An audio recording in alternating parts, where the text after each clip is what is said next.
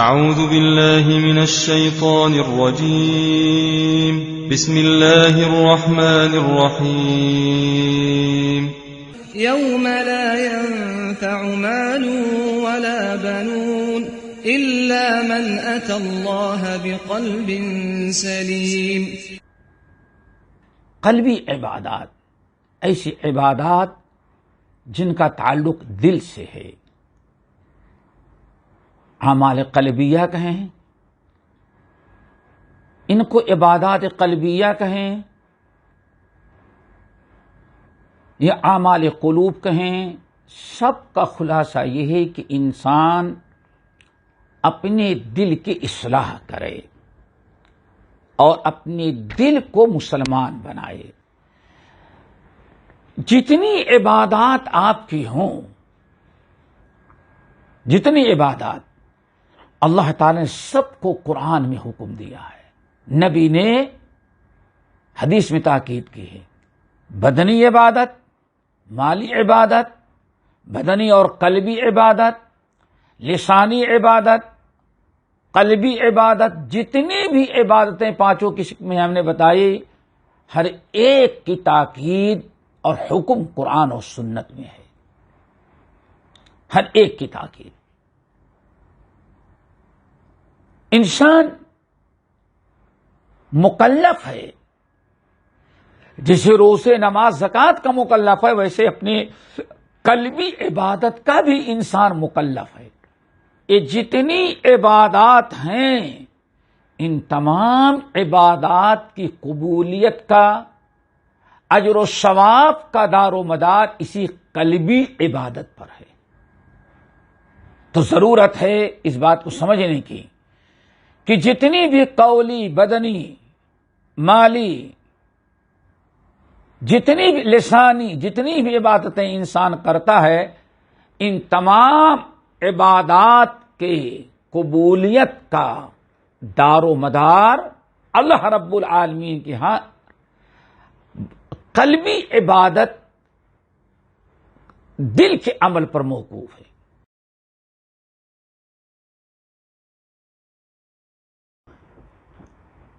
الحمد للہ وکفی وسلام علی عبادہ الذین اصطفی، اما بعد۔ محترم حضرات، کل دل پر ہم گفتگو کیے تھے اور نعمان بن بشیر رضی اللہ تعالیٰ عنہ حدیث پر گفتگو ہو رہی تھی۔ دل کی اصلاح کیسے ہو، اس پر تھوڑی سی گفتگو ہوئی۔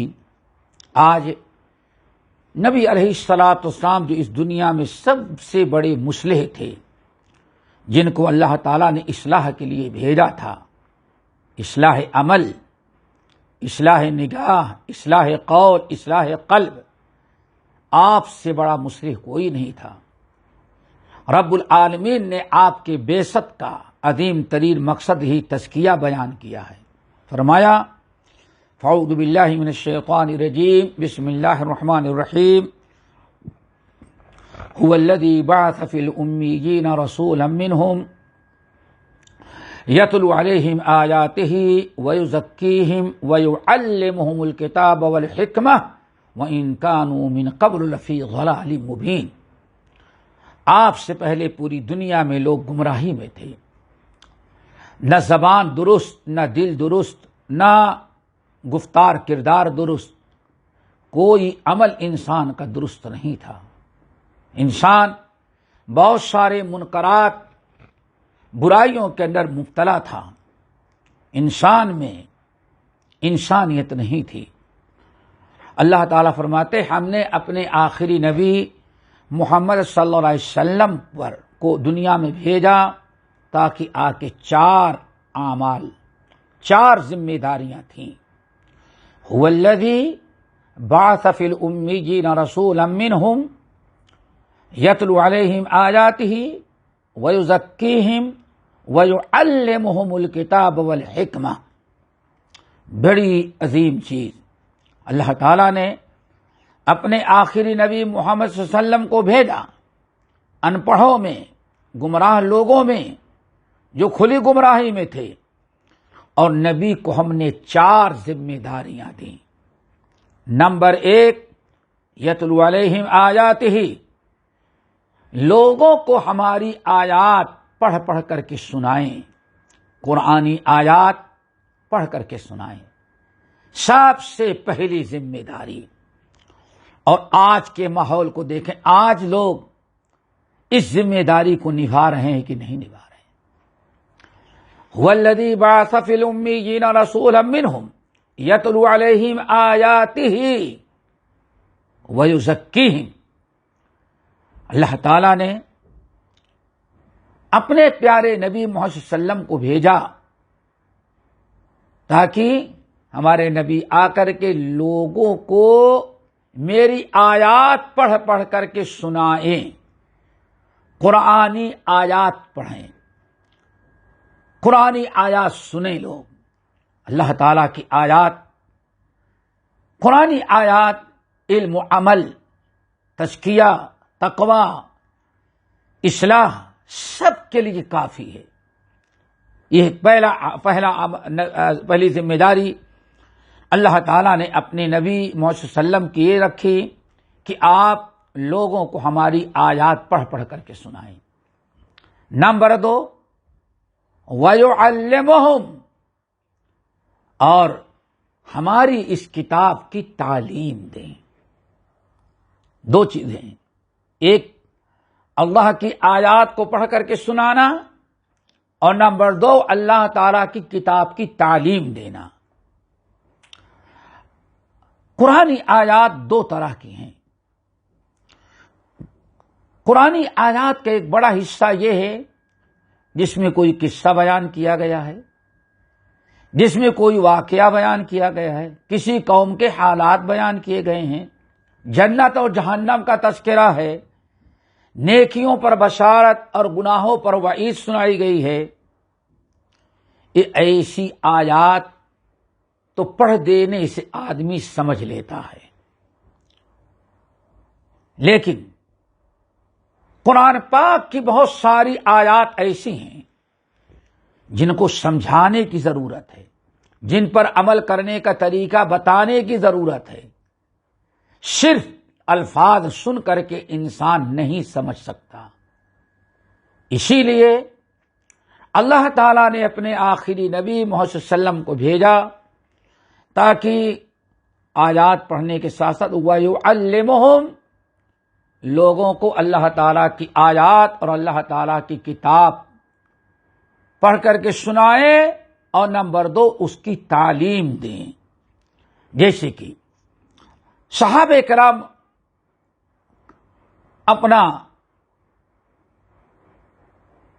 اپنے حالات اور اپنے تعلیم کا واقعہ بیان کرتے ہوئے کہتے ہیں کہ ہم لوگ نبی علیہ السلام سے قرآن پڑھتے تھے، نبی علیہ السلام ہم لوگوں کو 5-6 آیات دیتے تھے سبق میں، اور ہم لوگ جب تک ان 5-6 آیات کو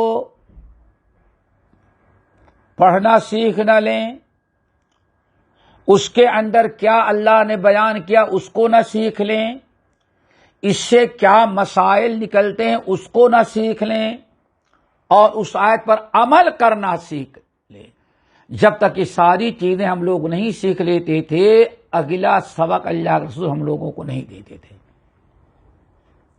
اسی لیے حضرت عبداللہ ابن عمر ابن الخطاب رضی اللہ تعالی عنہما کہتے ہیں فعلمنا العلم والعمل، یا فعلمنا العلم والعمل، ہم لوگوں نے نبی علیہ السلام سے 2 چیزیں سیکھی، قرآن پڑھنا سیکھا اور قرآن پر ہم نے عمل کرنا سیکھا۔ یہ ہے آپ کی ذمہ داری۔ تیسری والحکمہ، ہمارے نبی حکمت کی تعلیم دیں گے، یعنی حدیث سکھائیں گے، کتاب و سنت کی تعلیم دیں گے، سنت کی تعلیم ہوگی، تبلیغ ہوگی، اور آخری چیز وَيُزَكِّيهِمْ، چوتھی چیز تزکیہ کریں گے۔ ہمارے نبی اس دنیا میں آنے کے بعد لوگوں کا تزکیہ کریں گے، لوگوں کو پاک لوگوں کے اعمال پاک ہوں، لوگوں کے اقوال پاک ہوں، لوگوں کی زبان پاک ہو، اور لوگوں کا دل بھی پاک اور صاف ہو۔ دل کی اصلاح صرف قوم اور معاشرے کی اصلاح نہیں، بلکہ ہمارے نبی دل کی اصلاح کے لیے بھی دنیا میں آئے تھے۔ اور آپ لوگ سن چکے ہیں، دل کی اصلاح اگر ہو جائے تو ظاہری اعمال بھی انسان کے درست ہوتے ہیں۔ اس لیے اللہ تعالیٰ نے اپنے نبی کو پابند کیا کہ ظاہری اعمال کے ساتھ ساتھ آپ لوگوں کو تزکیہ بھی کریں۔ تو دل کی اصلاح، دل کی صفائی، دل کی پاکی بہترین اعمال میں سے ہے، اس کا خیال کرنا بہت ہی ضروری ہے۔ آج آپ حضرات کے سامنے ایک حدیث جو نبی علیہ الصلوۃ والسلام نے ہماری دل کی اصلاح، ہم اپنی دل کی اصلاح کیسے کریں اور دل کی اصلاح کب ہوتی ہے اور دل کا فساد کب ہوتا ہے، نبی علیہ الصلوۃ والسلام نے اپنی تعلیمات کے ذریعے اپنے صحابہ اور صحابہ نے پھر بعد والوں کے لیے وہ طریقہ بتایا ہے، سمجھایا ہے۔ تو آج ایک ایسی حدیث آپ کے سامنے ہم رکھتے ہیں جس حدیث میں نبی علیہ السلام نے دلوں کی کیفیت بتائی کہ دل، انسان کا دل کب درست ہوتا ہے اور کب خراب ہوتا ہے، انسان کے دل کی خرابی، دل میں فساد کیسے پیدا ہوتا ہے، اور اس کا سیکھنا جاننا بہت ہی ضروری ہے۔ حدیث امام مسلم رحمۃ اللہ علیہ نے اپنی صحیح، امام احمد بن حنبل نے اپنی مسند میں، اور بہت سارے محدثین نے نقل کیا ہے۔ حدیث کے راوی ہیں مشہور صحابی حذیفہ ابن الیمان رضی اللہ تعالی عنہما۔ اس حدیث کو سننے کے بعد ہمیں انشاءاللہ اپنے دل کی اصلاح کرنا آسان ہو جائے گا، آسان ہو جائے گی۔ اگر اس حدیث کو میں نے سمجھ لیا اور اچھی طرح سے یاد کیا تو ہمارا دل کیسے کب خراب ہوتا ہے اور ہمارا دل کیسے اصلاح پاتا ہے، اس کا اچھی طرح سے ہمیں تجربہ ہو جائے گا اور علم ہو جائے گا۔ حضرت حذیفہ ابن الیمان رضی اللہ تعالیٰ عنہما کہتے ہیں، تعرض الفتن علی القلوب کالحصیر عودا عودا فأی قلب اشربها نکتت فیہ نکتۃ سودا وأی قلب انکرها نکتت فیہ نکتۃ بیضاء حتی تصیر علی قلبین ابیض مثل الصفا فلا تضرہ فتنۃ ما دامت السماوات والارض والآخر اسود مربادا کالقود مجخیا لا یعرف معروفا ولا ینکر منکرا الا ما اشرب من ہواہ او کما قال علیہ السلام۔ بڑی اہم حدیث ہے دوستو۔ اللہ کے نبی علیہ السلام فرماتے ہیں، لوگوں تعرض الفتن علی القلوب، فتنے دلوں پر پیش کیے جاتے ہیں۔ فتنوں سے مراد، فتنہ عربی زبان میں ایک عام لفظ ہے۔ ہمارے ہاں فتنے ایک مطلب صرف لڑائی جھگڑا، فتین کہتے ہیں، فتنہ پرور کہتے ہیں، لیکن عربی میں فتنہ حرام کاریاں، برائیاں، اولاد، بیوی، بچے، شوہر، بلکہ ہر وہ چیز جو دین کی راہ میں رکاوٹ بنے، اس کا نام فتنہ ہوتا ہے۔ ہر وہ چیز جو اللہ اس کے رسول صلی اللہ علیہ وسلم کی اطاعت و فرما برداری میں رکاوٹ بنے، رکاوٹ ڈالے، اسی کو دوستو فتنہ کہا جاتا ہے۔ اب یہ کبھی دشمنوں کی شکل میں ہوتا ہے، یہ رکاوٹ کبھی دشمنوں کی شکل میں ہوتی ہے، کبھی قوم اور برادری کے شکل میں ہوتی ہے، کبھی کفر و شرک کی شکل میں، کبھی محرمات و منکرات کی شکل میں، کبھی بیوی کے شکل میں، کبھی اولاد کی شکل میں، کبھی مال کی شکل میں۔ یہ سارے فتنے ہمارے سامنے آتے ہیں۔ قرآن پاک میں اللہ تعالیٰ نے مال کو فتنہ کہا، اولاد کو فتنہ کہا، شوہر اور بیوی کو فتنہ کہا۔ فتنے سے مطلب ہر وہ چیز جو اللہ کی راہ میں رکاوٹ بنے، جس میں پھنس کر کے، جس میں مشغول ہو کر کے، جس کے پیچھے چل کر کے ہم اپنی آخرت برباد کریں، اللہ اور اس کے رسول کی نافرمانی کریں، اسی چیز کا نام فتنہ ہے۔ اس کا تعلق عقیدے سے بھی ہوتا ہے، عمل سے بھی ہوتا ہے، دنیاوی معاملات سے بھی ہوتا ہے اور دینی معاملات میں بھی ہوتا ہے۔ ایک وسیع معنی ہے۔ اب آپ سمجھیں، آنما تعرض الفتن علی القلوب کالحصیر عودا عودا، یہ حدیث کا پہلا جملہ۔ اور نبی علیہ السلام بات آ رہے ہے کہ انسان کا دل کیسے خراب ہوتا ہے، دل میں بگاڑ کیسے پیدا ہوتا ہے، اور دل کے اعمال جو ہیں کیوں غلط ہو جاتے ہیں۔ آپ نے فرمایا دیکھو، تعرض الفتن علی القلوب کالحصیر عودا عودا، جس طرح سے چٹائی بنی جاتی ہے، چٹائی یا کپڑا بنا جاتا ہے، جس طرح سے چٹائی یا اور کوئی چادر، بہت ساری چیزیں جو بنی جاتی ہیں، تو آپ دیکھیں گے جب چٹائی بنی جا رہی ہے تو آپ دیکھیں گے دھاگے ہزاروں دھاگے چاہیے، ہزاروں تنکے چاہیے، لیکن وہ اس طرح سے سیٹ کیے جاتے ہیں مشین میں کہ دو دھاگے یا دو تنکے کبھی ایک نہ ہو سکیں، وہ الگ الگ رہتے ہیں، تانا بانا ہوتا ہے۔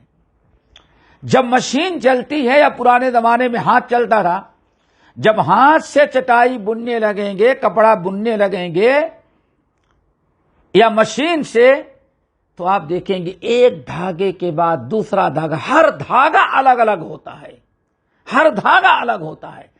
لیکن جب بننے لگتے ہیں تو یہ کہ بعد دیگر دھاگا دھڑا دھڑ چلا آتا ہے، یہاں تک کہ ایسا کپڑا بن جاتا ہے کوئی جگہ کوئی سوراخ باقی نہیں رہ جاتا، کوئی دھاگا الگ نہیں۔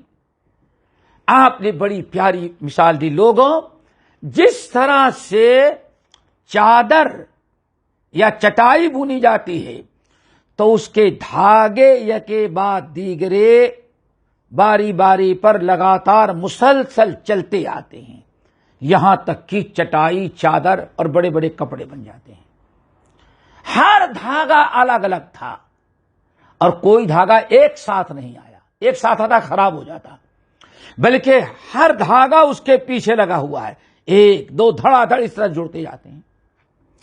آنف میں جس طریقے سے چٹائی اور کپڑے کے دھاگے مشین میں یا وہ آلہ جس سے بنا جاتا ہے اس پر یکے بعد دیگرے مسلسل چلے آتے ہیں، فٹ ہوتے جاتے ہیں، ایسے ہی لوگوں کے دلوں پر فتنے یکے بعد دیگرے مسلسل پیش کیے جائیں گے۔ دنیا میں ایسا ماحول، اتنی برائیاں، اتنے منکرات، اتنے حرام کاریاں، اتنے فتنے، اتنے فرقے، اتنے شرک، اتنے بدعات اتنے زیادہ عام ہو جائیں گے، ایک دن میں یہ فتنے پیدا نہیں ہوں گے. یہ فتنے بھی یکے بعد دیگرے پیدا ہوں گے. جیسے مشین میں دھاگے ایک کے بعد دوسرا دھاگا آ کر کے فٹ ہوتا جاتا ہے، ایسے ہی میری امت کے دلوں پر فتنے ایک کے بعد دیگرے پیش آتے رہیں گے. اللہ اکبر. ایک دو فتنے نہیں، ہزاروں فتنے ہوں گے. ہزاروں فتنے یک کے بعد دیگرے. کبھی آپ جائیں کسی کپڑے کی میل میں، ذرا دیکھیں کپڑے بنے جا رہے ہیں، کتنے دھاگے دھڑا دھڑ چلے آ رہے ہیں. ایک لمحہ کے لیے فرصت نہیں، لیکن ہر دھاگے الگ الگ، ایک دو تین اس طرح سے پیش ہوتے آ رہے ہیں. آن فرمایا جیسے کپڑے اور چادریں اور چٹائیاں بننے کے وقت دھاگے ایک کے بعد دیگرے آتے رہتے، مسلسل لگاتار آتے ہی رہتے ہیں، ایسے ہی میری امت پر فتنے بھی ہر وقت میری امت کے دلوں پر فتنے پیش کیے جائیں گے. اللہ اکبر. طرح طرح کے فتنے، دین سے اسلام سے روکنے والے، دل کو خراب کرنے والے. نہ آنکھ پر فتنہ آئے گا، سب سے زیادہ فتنہ لفظ میں فرمایا کس پر پیش کیا جائے گا؟ دل پر. کیونکہ دل ہی قبول کرے گا تبھی آنکھیں بھی قبول کریں گی، دل جگہ دے گا تبھی کان بھی قبول کرے گا. آن فرمایا دل کے سامنے پیش کیے جائیں گے. اب فتنے تو کپڑے اور چٹائیوں کے دھاگوں کے مانند مسلسل ہر وقت ہر لمحہ فتنے پیش ہوتے رہیں گے.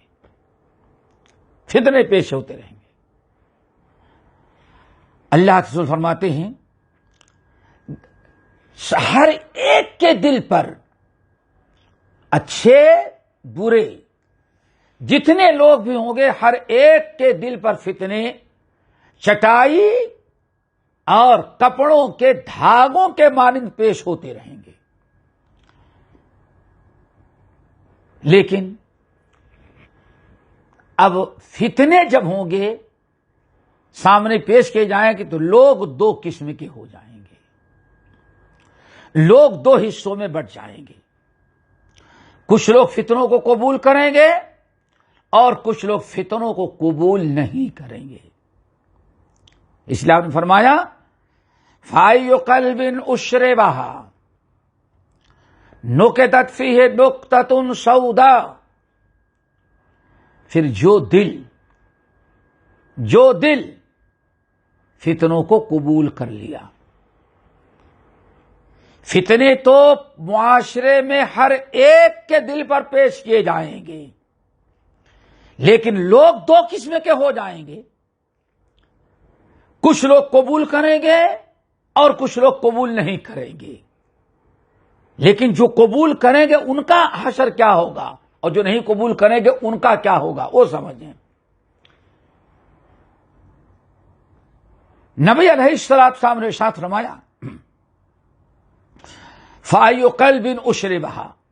پھر جس دل نے فتنوں کو قبول کر لیا، ایک فتنہ آیا آنکھوں کا قبول کر لیا، دوسرا فتنہ فوراً اس کے پیچھے لگا ہوا ہے، کان کا آیا اس کو بھی قبول کر لیا، زبان کا آیا وہ بھی قبول کر لیا.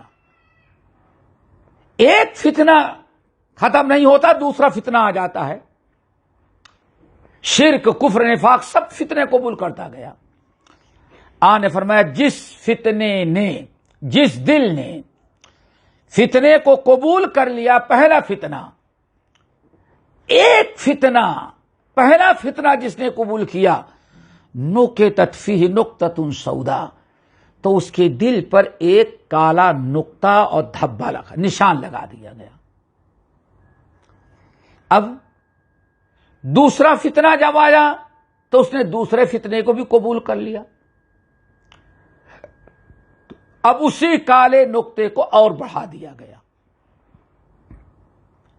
پھر تیسرا فتنہ آیا، تیسرے فتنے کو بھی قبول کر لیا. اس کالے نقطۃ نقطۃ سودا، اس کے کالے نقطے کو اور بڑھا دیا اور نقطہ لگا دیا گیا. آپ فرماتے اس طرح سے بار بار فتنے قبول کرتا رہا اور اس کے دل پر کالا نقطہ لگتا رہا، یہاں تک کہ اس کا دل سیاہ کالا ہو گیا. تو اس طرح سے فتنے آتے ہیں. یعنی اب وہ دل ناکام ہو گیا، دل جو ہے بیکار ہو گیا. کیسے بیکار ہوا؟ یہ فتنے، یہ برائیاں، یہ منکرات، حرام کاریاں اللہ کے رسول فرماتے ہیں برابر مسلسل ایک نہ ایک کر کے پیش ہوتے رہیں گے، ایک کے بعد دوسرا پہنچتا رہے گا. جس نے ایک قبول کیا، پھر دوسرا قبول کیا، پھر تیسرا قبول کیا، جتنا قبول کرتا جائے گا اتنا ہی زیادہ اس کے دل کو کالا بنا دیا جائے گا اور اس کے دل کا نقطہ بڑھتا جائے گا، یہاں تک کہ اس کا پورا دل کالا ہو جائے گا. اب دل کالا ہو گیا تو دل خراب ہو گیا، اب یہ کام نہیں کرے گا، اب اس دل سے کوئی اچھا عمل نہیں سرزد ہوگا. ایسے دل کے سارے اعمال برباد بیکار ہوں گے، ناجائز و حرام کے اعمال ہوں گے، کوئی صحیح عمل اس کا نہیں ہوگا. اللہ تعالی ہم سب کو فتنوں سے بچائے اور سب کے دل کی حفاظت کرے. اقول قولی ھذا واستغفر اللہ من کل ذنب واتوب الیہ. ہمارے چینل کو سبسکرائب کیجیے اور بیل آئکن کو دبانا نہ بھولیں تاکہ آپ کو نئی ویڈیو برابر ملتے رہیں. لائک اور شیئر کرنا نہ بھولیے.